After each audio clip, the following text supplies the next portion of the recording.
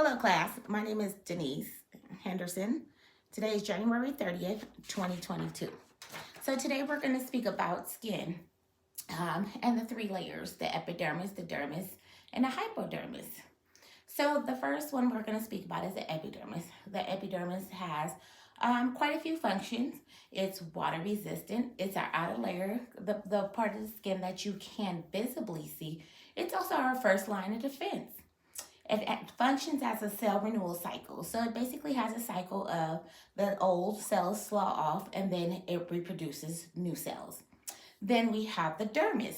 The dermis houses our connective tissues.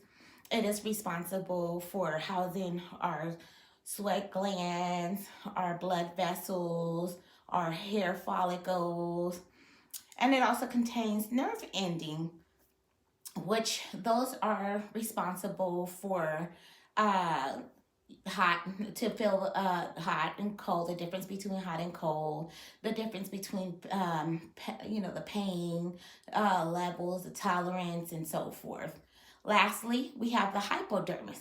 The hypodermis is the layer way at the bottom, and that has adipose tissue, which is another word for fatty tissues.